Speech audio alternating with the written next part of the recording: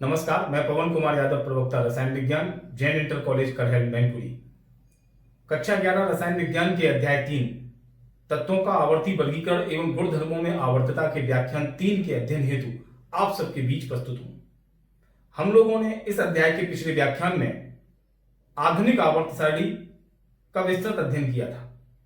आधुनिक आवर्त सारणी परमाणु क्रमांक पर आधारित थी, जिसमें तत्वों को उनके आवर्तों में बाएं से दाएं परमाणु क्रमांकों के बढ़ते हुए क्रम में व्यवस्थित किया गया था।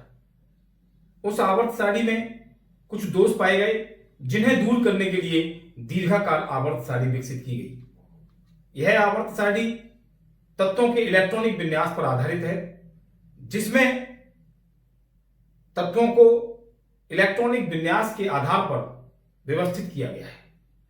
इस आवर्त सारणी में भी तत्वों को आवर्तों में बाएं से दाएं परमाणु क्रमांकों के बढ़ते हुए क्रम में रखा गया है, किंतु समान इलेक्ट्रॉनिक विन्यास वाले तत्वों को एक वर्ग में स्थान दिया गया है। इस प्रकार आधुनिक आवर्त नियम, जिसके अनुसार तत्वों के भौतिक एवं रासायनिक गुण उनके परमाणु क्रमांकों के आवर्ती फलन होते हैं, उसमें संशोधन किया गया और एक नया नियम प्रस्तुत हुआ कि तत्वों के भौतिक एवं रासायनिक गुण उनके इलेक्ट्रॉनिक विन्यासों के आवर्ती फलन होते हैं। अतः इलेक्ट्रॉनिक विन्यास पर आधारित आधुनिक आवर्त सारणी का दीर्घ रूप, जिसे दीर्घाकार आवर्त सारणी कहते हैं, का अध्ययन आज के इस व्याख्यान 3 में हम लोग करेंगे। तो आज के इस व्याख्यान में हम अध्ययन करेंगे दीर्घाकार आवर्त सारणी, उसकी संरचना एवं विशेषताओं का। साथ ही अध्ययन करेंगे दीर्घाकार आवर्त सारणी की उपयोगिताओं का, और इस आवर्त सारणी में भी कुछ दोष पाए गए, तो हमें अध्ययन करना है दीर्घाकार आवर्त सारणी के दोषों का। तो आइए देखते हैं दीर्घाकार आवर्त सारणी। दीर्घाकार आवर्त सारणी में 7 क्षैतिज पंक्तियां हैं और 18 ऊर्ध्वाधर खाने हैं। इस सारणी में 7 क्षैतिज पंक्तियां जो हैं, उन्हें आवर्त कहा गया। क्या कहा गया? आवर्त। और 18 ऊर्ध्वाधर खाने हैं, 18 ऊर्ध्वाधर स्तंभ हैं, उन्हें वर्ग कहा गया। अर्थात वर्ग का मतलब है वर्टिकल कॉलम, ऊर्ध्वाधर स्तंभ वर्ग कहलाए, क्षैतिज पंक्तियां आवर्त कहलाई। कुल 7 आवर्त इस सारणी में बनाए गए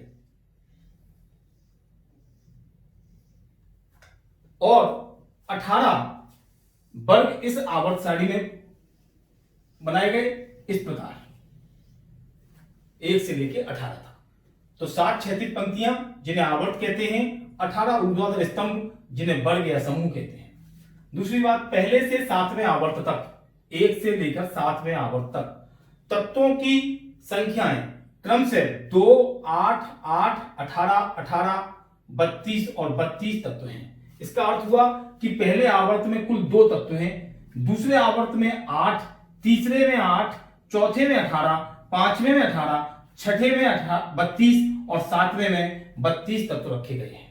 तीसरी बात, 18 जो वर्ग हैं, 5वां, 6वां, 7वां, 8वां, 9वां, 10वां, 11, 12, 13, 14, 15, 16, 17 और 18 जो ऊर्ध्वाधर स्तंभ हैं, इन्हें वर्ग कहलाए। ये वर्ग कहलाए। इन 18 वर्गों का जो क्रम है वह इस प्रकार है। पहले वर्ग को हम फर्स्ट ए लिखते हैं, दूसरे वर्ग को सेकंड ए। जिस प्रकार पिछले वाली आवर्त सारणी में फर्स्ट ए और फर्स्ट बी को एक ही वर्ग में, एक ही ऊर्ध्वाधर स्तंभ में रखा गया था, इसमें ऐसा नहीं किया गया है। इसमें ए उपवर्ग को बी उपवर्ग से दूर किया गया है। तो फर्स्ट ए, सेकंड ए, उसके बाद थर्ड बी शुरू होता है, फिर फोर्थ बी, फिर फिफ्थ बी, फिर सिक्स बी, सेवेंथ बी। पहले से 7वें आवर्त तक को ए और बी उपवर्ग में बांटा गया था, इसमें भी पहले से 7वें वर्ग को ए और बी उपवर्ग में बांटा गया है। फिर 8वें वर्ग के 3 स्तंभ हैं, 8, 9, 10। वर्ग 8, वर्ग 9, वर्ग 10। तो ये 8वां, ये भी 8वां और ये भी 8वां। फिर फर्स्ट बी, फिर सेकंड बी, फिर बचे हुए A, third A, fourth A, fifth A, six A और सेवेंथ ए और फिर 0। इस प्रकार वर्गों का क्रम रखा गया। इसमें यह बात ध्यान देने वाली है कि आईयूपीएसी के अनुसार 1984 में इन ऊपर वाले वर्गों के नाम जो रोमन अक्षरों में लिखे गए हैं उन्हें 1, 2, 3, 4 क्रम से 18 द्वारा विस्थापित कर दिया गया है। यद्यपि किताबों में अभी भी दोनों क्रमों का अध्ययन किया जाता है, first A, second A, third B, fourth B, इस क्रम का भी लिखा जाता है और वर्ग 1, 2, 3, 4, 5, 6, 7, 8, 9, 10, 11 से लेकर 18 को भी लिखा जाता है। किंतु 1984 में आईयूपीएसी के द्वारा क्रम से 1, 2, 3, 4, 5, 6, 7, 8, 9, 10, 11, 12, 13, 14, 15, 16, 17, 18 के द्वारा इस क्रम को फर्स्ट ए या फर्स्ट बी वाले क्रम को विस्थापित कर दिया गया है, हटा दिया गया है। परंतु सीखने के दृष्टिकोण से हमने आपको यह बात बताई। अब आप ध्यान रखेंगे कि वर्ग 1, वर्ग 2, वर्ग 3, वर्ग 4 और वर्ग ऐसे 18 तक। अब बात आती है कि आवर्त 6 के 14 तत्व। हमने आपको बताया था कि पहले, दूसरे, तीसरे, चौथे, पांचवें, छठे और सातवें आवर्त में क्रम से 2, 8, 8, 18, 18, 32 तत्व हैं। तो आवर्त 6 के जो 32 तत्व रखे गए हैं उनमें खाने 18 हैं, अतः 14 तत्व आवर्त सारणी से नीचे अलग रखे गए हैं जिन्हें लेंथेनाइड्स कहते हैं या लेंथेनाइड श्रेणी के तत्व कहते हैं। इस श्रेणी में उन तत्वों को रखा गया है जिनके परमाणु क्रमांक 58 से लेकर 71 तक के तत्व हैं। अर्थात हम ऐसे कहें कि आवर्त 6 के परमाणु क्रमांक 58 इन दोनों के बीच में 57 के बाद और 72 से पहले परमाणु क्रमांक 58 से लेकर 71 तक के तत्वों को आवर्त सारणी में नीचे अलग स्थान दिया गया जिन्हें लेंथेनाइड श्रेणी के तत्व कहते हैं। उसी प्रकार आवर्त 7 के 14 तत्व परमाणु क्रमांक 90 से 103 तक के तत्वों को आवर्त सारणी में नीचे अलग स्थान पर रखा गया है जिन्हें एक्टिनाइड श्रेणी के तत्व कहते हैं। कहां से? 89 और 104 के बीच में, 89 एक्टिनियम और 104 रदरफोर्डियम के बीच के 14 तत्व परमाणु क्रमांक 90 थोरियम से लेकर 103 एलआर तक के तत्वों को नीचे अलग स्थान दिया गया जिन्हें एक्टिनाइड श्रेणी के तत्व कहते हैं। खूब परीक्षा में पूछे जाते हैं कि लेंथेनाइड श्रेणी और एक्टिनाइड श्रेणी के तत्वों को समझाइए, उन पर टिप्पणी कीजिए। अब बात आती है कि परमाणु क्रमांक के बढ़ते क्रम में जब तत्वों को रखा गया है तो इस बात का ध्यान रखा गया है कि समान इलेक्ट्रॉनिक विन्यास के तत्व एक वर्ग में आए।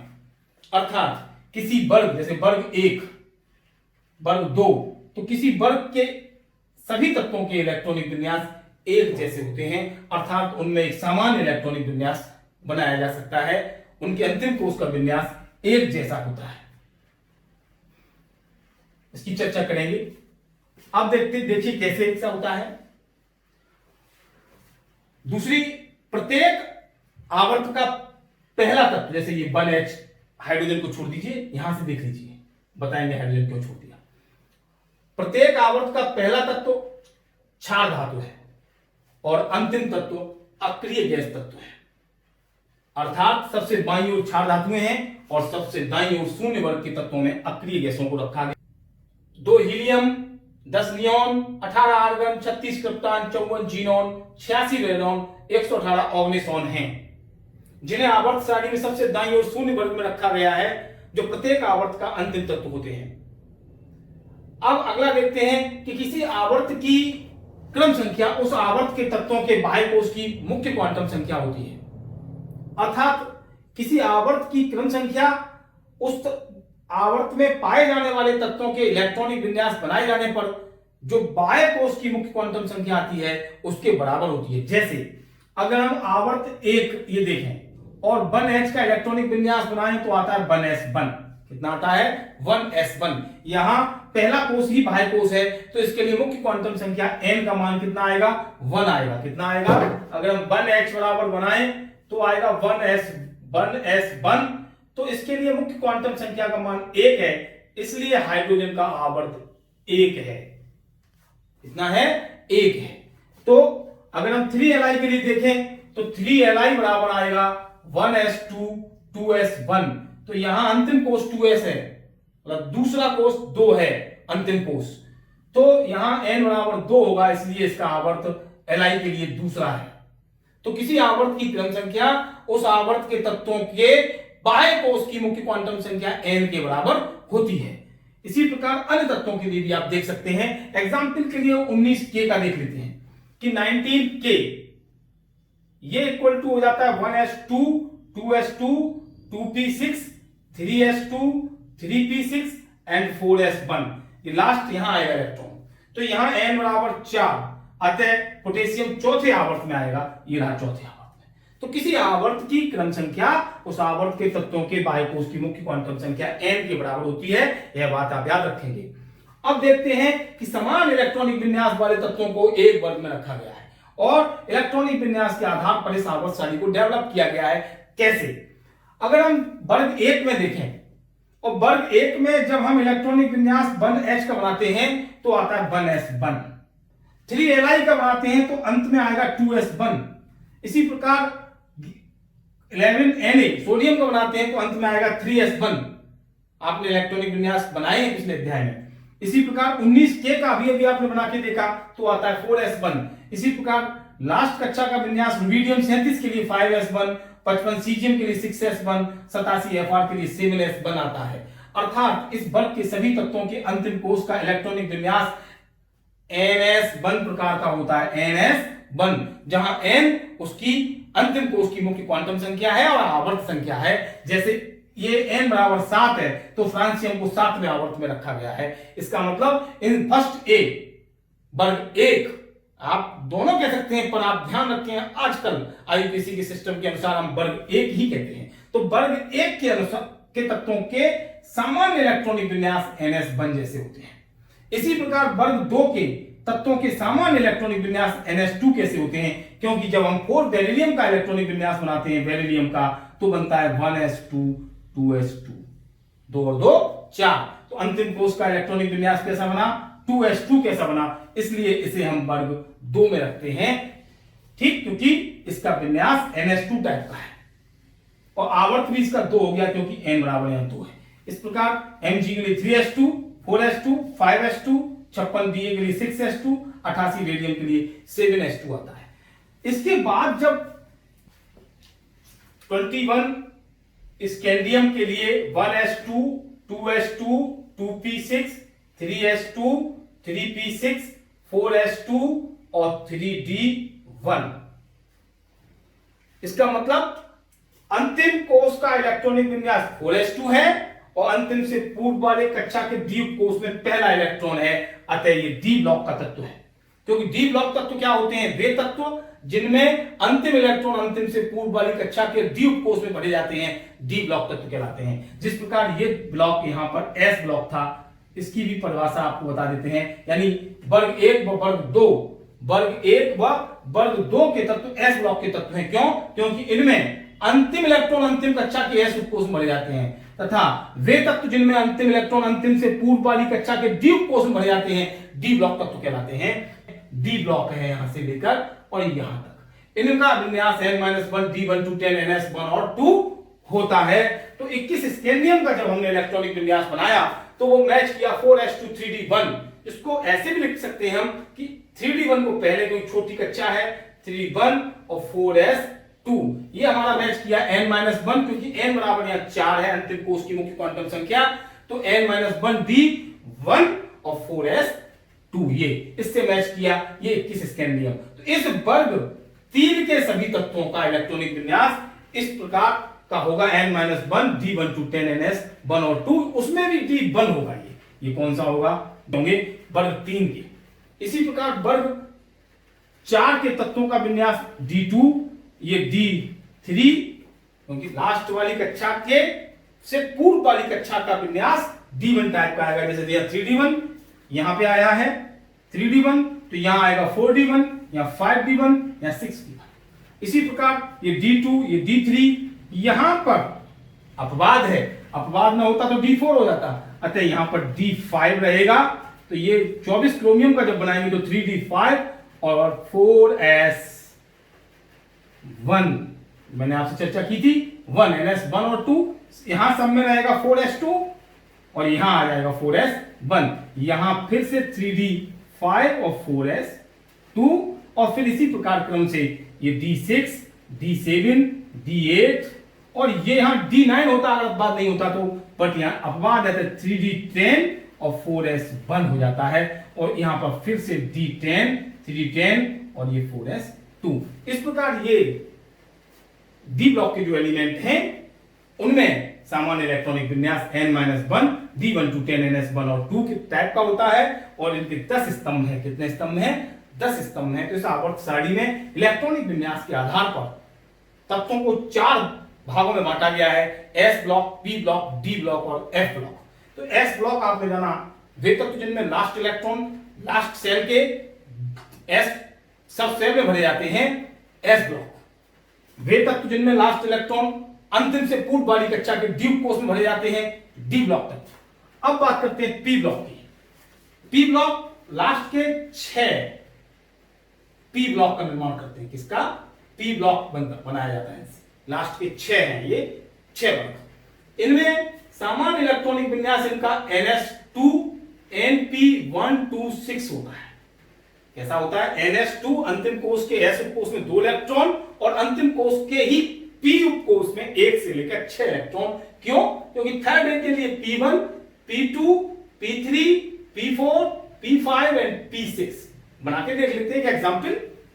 सबके लिए तो नहीं बनाया जा सकते, आप प्रैक्टिस घर पर जरूर करिए और आवर्त सारणी को ड्रॉ करना सीखिए, बनाना सीखिए, ताकि आप रसायन विज्ञान की जो आधारशिला है आवर्त सारणी, इसमें आप अभ्यस्त हो सकें, कंठस्थ हो जाए आपको। इसलिए इसको हाथ से ड्रॉ करना सीखिए।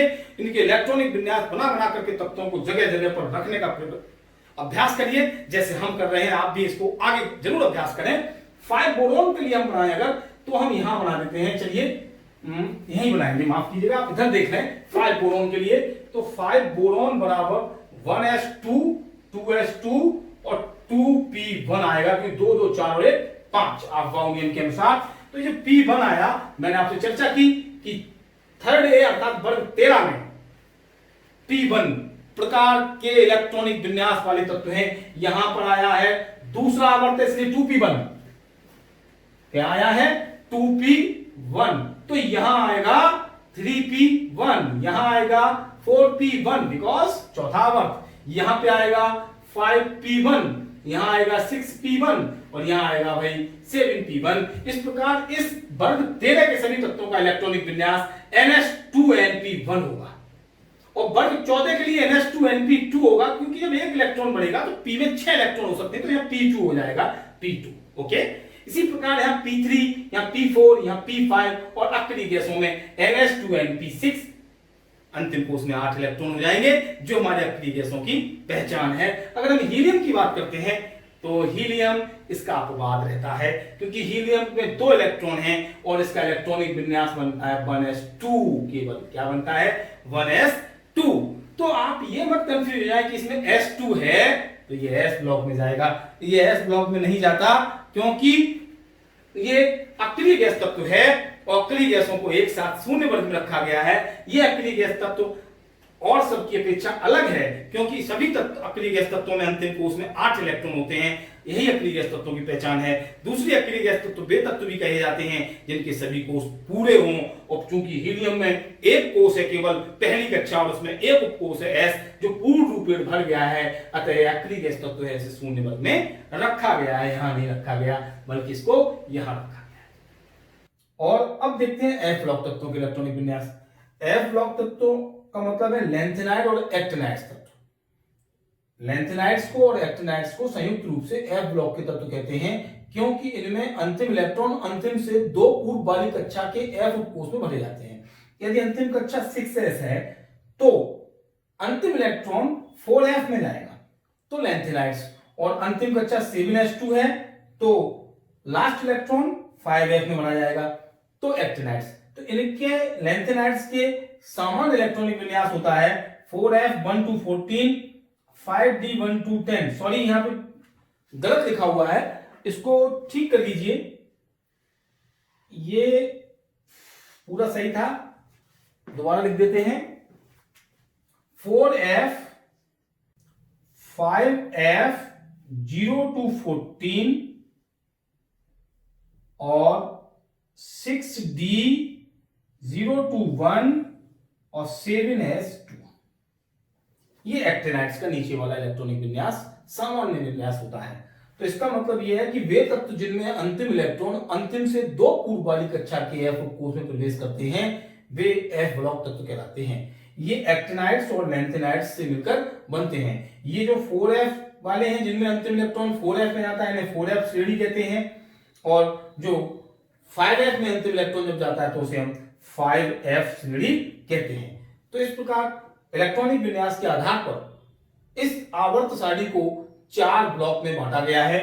एक एस ब्लॉक जिसमें फर्स्ट ए और सेकंड ए अर्थात वर्ग 1 और वर्ग 2 होता है, वर्ग 1 और वर्ग 2 से मिलाकर एस ब्लॉक। फिर 10 स्तंभ 10 कॉलम डी ब्लॉक के जिनमें वर्ग 3 से लेकर वर्ग 12 तक के तत्व आते हैं। फिर 6 कॉलम पी ब्लॉक में जिनमें वर्ग 13 से वर्ग 0 तक अर्थात वर्ग 18 तक, वर्ग 18 को शून्य वर्ग भी कहा जाता है, उसे पी ब्लॉक। और फिर लैंथेनाइड्स और एक्टिनाइड्स से मिलकर के एफ ब्लॉक तैयार होता है। तो इस प्रकार आपने आवर्त सारणी की संरचना को सीखा, उसकी विशेषताओं को जाना। अब हम देखते हैं इस आवर्त सारणी की क्या उपयोगिताएं हैं, इस आवर्त सारणी के द्वारा हम किन बातों का अध्ययन कर सकते हैं, किन चीजों का अध्ययन करना सरल हो जाता है। देखिए उपयोगिताएं।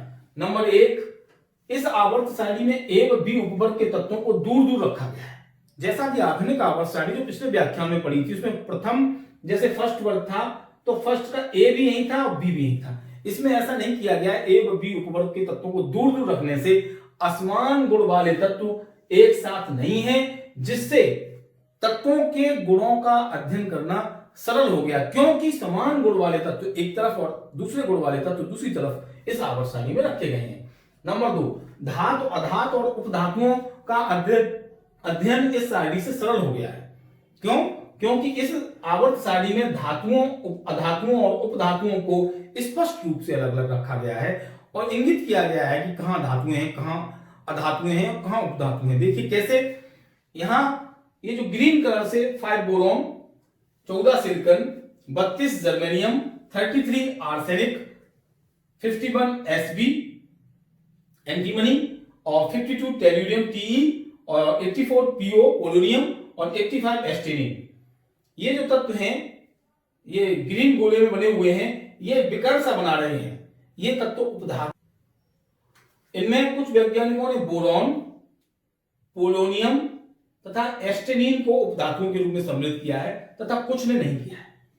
इस प्रकार हम उपधातुओं को मान के चलते हैं silicon, germanium, arsenic, antimony, tellurium और पोलोनियम और एस्टेनिन का बोरॉन। तो हमने बताया दिया आपको, बोरॉन, पीओ और एटी कुछ वैज्ञानिकों ने माना है उपधातु, कुछ ने नहीं माना है। उपधातु में वे तत्व होते हैं जिनमें धातु और अधातु दोनों के गुण पाए जाते हैं।